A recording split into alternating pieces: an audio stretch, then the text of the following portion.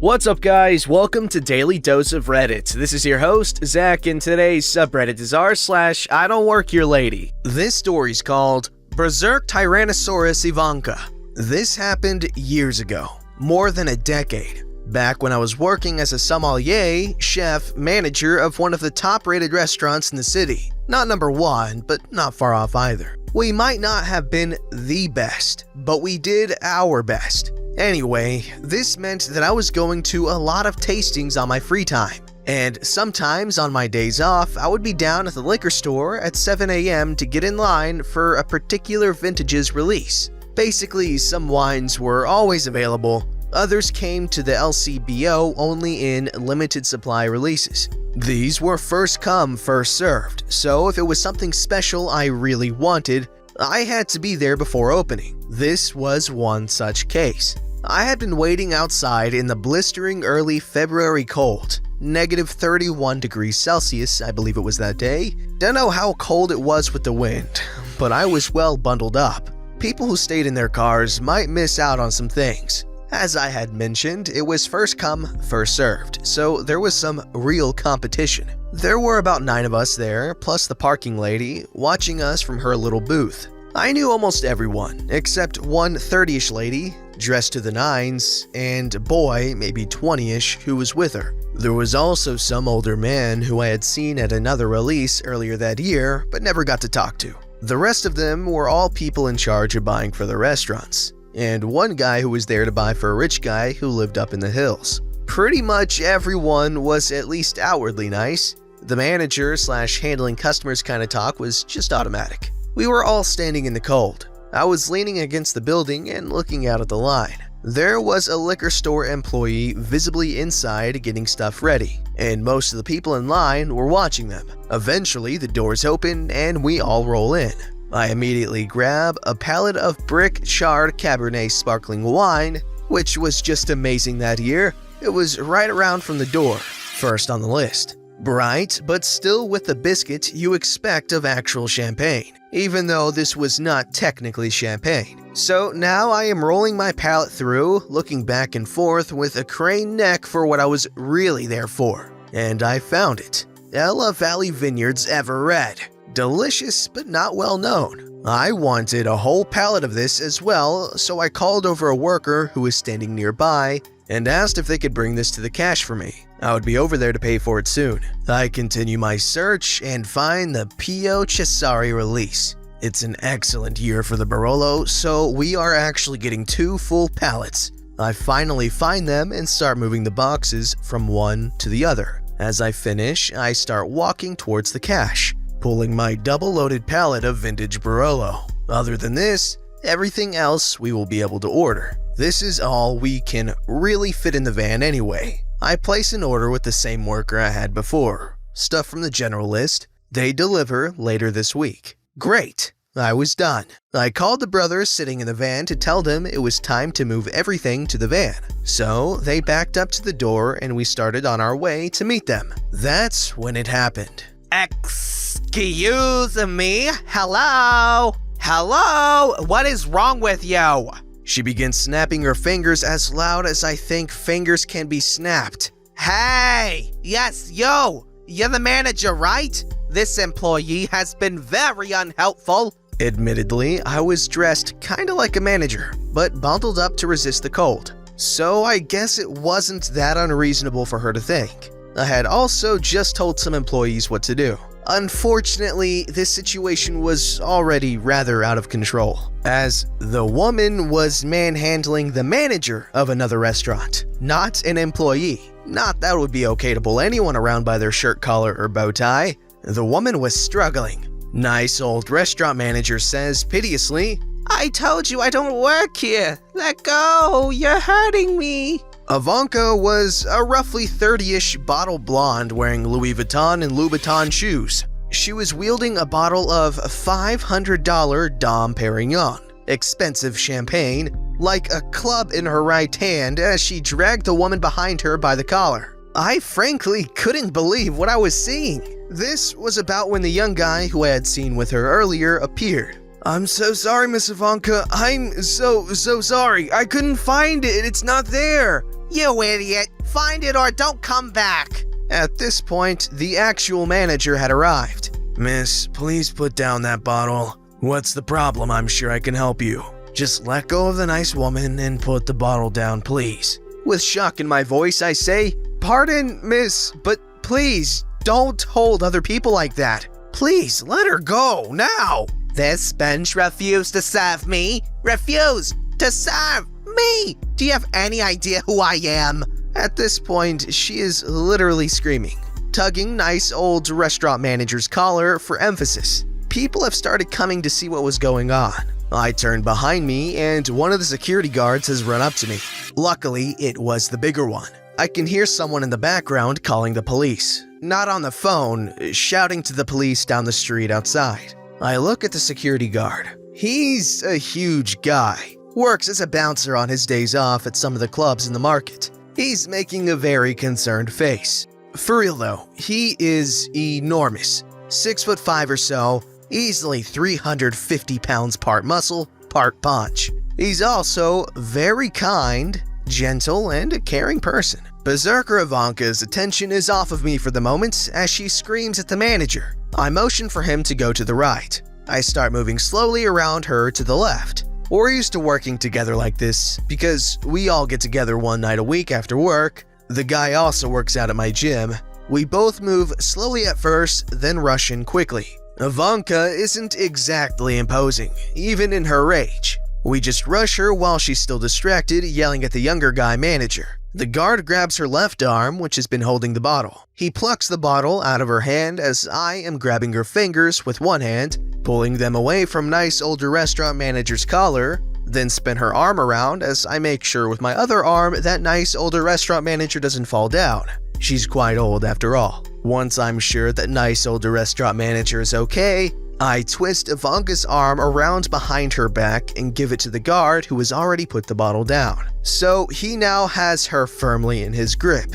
Impossible for her to escape as she continues screaming that we're all going to lose our jobs. It only took a few minutes for the police to arrive, maybe 5 at most. The manager has failed to calm Berserk Ivanka down. There is a local and provincial police officer not far away. Plus, the street between the mall and the liquor store is one of the patrols that is constantly under surveillance. The cops hang out at the mall or out in front of the liquor store a lot because of how often the homeless people try to beg there. Anyway, when the cops finally arrived, they took Ivanka away. She was still ranting hysterically. Never did find out who she was. She just kept screaming at me. You can't do this, I'll have your head. You're all fired. All of you. Yo, police, arrest them. Arrest them. She seemed to not understand at all what was going on. The police came and got her from the guard, who was more than happy to be rid of her. She kept screaming about injustice and how she was going to have us all fired and how I was the worst manager in history. No idea what her problem actually was. I couldn't smell alcohol through her perfume, but it could easily have been drugs. Whatever it was, she was acting extremely crazy. She didn't end up hurting anyone badly, though she did try to struggle and bite the cops, so I am sure she got charged with something. Also, she bruised the nice old manager lady around her collar. Nice older restaurant manager was otherwise okay though. I was so busy all the time back then that I didn't take the time to follow through and find out what happened. But I am sure she must have at least been charged with resisting arrest and probably assaults and disorderly conduct. Anyway, people who behave like that at that age usually don't learn. But at least for the time being, the police got her off the street. Tyrannosaurus Ivanka was also banned from the store. That much I was told by the manager on my next visit about a week later. I never did see her again at any events or releases. It definitely does sound like drugs. This story's called Kitty Committee Volunteer, I guess. I finally got a story that's at least tangentially related to the sub. It wasn't a bad one, but I definitely don't work there. So we've had a serious feral cat colony starting around our house, after a colony a few blocks away broke up. After one of them got into our garage, we decided to start doing trap neuter release to make sure the colony stays healthy and, most importantly, doesn't grow. So after trapping our 4th cat, I got in a groove of getting there early, being first in line, and having a clue about the process. My local SPCA only accepts 10 ferals a day. They check everyone in first, give you paperwork and a clipboard to write on, and only after the last person checks in can you go up, pay anything you need to pay, tell them what you need done, and then leave. On a particularly busy day, I was first in line carrying a very spicy cat in a trap who did not want to be there, and I was definitely ready to leave. But I knew I wouldn't be called up until everyone was checked in, and noticed quite a few folks who were waiting outside who hadn't checked in. I walked out holding a clipboard and asked if everyone had checked in. Several people ran in to do so, and one or two who had already checked in tried to hand me their paperwork. I told them they'd be asked for it when they were called up. They still insisted on handing me their clipboards and pens. I didn't argue, since honestly I was bored waiting. Everyone else who was waiting inside, who knew I didn't work there, was giggling as more and more people started asking me questions, to which I answered. It was easier. And by the time I was called up, I had a stack of clipboards to hand over. The lady behind the desk thanked me and I hightailed it out of there, much to the shock of a few folks who thought I worked there. The next day, when I was there with another cat, one of the people came up and thanked me for helping them. I mean, it was in my best interest that folks were moving quickly, so it wasn't entirely altruistic, but it was nice to be useful anyway. And I wasn't doing anything anyway. Also, Feral Kitty was just fine. He's on my front lawn pretending to be a bush right now. We'll keep taking care of the colony here, and hopefully it won't get too much bigger. I've done 5, and 3 of them are hopefully going to relax and be indoor kitties soon. First of all, good work there, Redditor, you know? Strays are a big old problem. Also, good on you for helping out at the shelter. This Redditor is getting some brownie points today, huh? This story's called, I Don't Work Here, but I Am Banning You from the Store. This just happened 20 minutes ago and I'm still laughing about it. I was in the Bullseye store with the red vests and shirts. I was picking up a few office supplies. I managed 3 restaurants and one of the office's supplies ran low on staples and printing paper. And the supply truck won't be in till the end of the month. I gathered the items I needed and headed to the check lanes. I heard a banshee-like shrill screaming. Hey you! I look around and this lady has a person who really does work there cornered, and the poor girl looked to be on the verge of tears. Here's the cast. Screaming customer! Real employee. Yours truly. Yes, you! Mr. Manager! Come here and discipline your employee. She refuses to help me and she was very rude and called me some very bad names. Now, I have read enough of these I Don't Work Here posts and always wondered why no one does this. So I gave it a shot. Is this true? Were you rude to this lovely piece of humanity? Which made her kinda giggle. No, I just told her I'm on my way home. I just finished my shift. If she needs help, she can ask someone who would be more than happy and clocked in. When I told her this, she reached for me. I backed off. I don't like strangers touching me, and I never insulted her. Liar! You called me all sorts of bad words. When I find my husband, he will have you fired if you don't do something about it. Lady, I am the district manager. I will ask you to calm down. If you don't, I am going to have to ask you to leave the store. What? Well, I am just very upset, you stupid F-word. It's been most distressful. In all my years, I have never been treated so horribly. Ma'am, I'm sorry, but you aren't settling down. I am going to have to ask you to excuse yourself from the premises or be escorted by security. I pull out my phone and speed dial my missed messages. But my husband? Go to the customer service desk and page your husband and tell him you'll be waiting outside for him while he does the shopping. Now leave the store immediately. I pretend to talk to security on the phone. Yes, we have an unruly customer who needs to be escorted from the store. Screaming customer throws what she has on the floor and leaves, screaming and yelling, threatening to sue and shut down the store. I turn to real employee and ask if she's okay. She tells me yeah.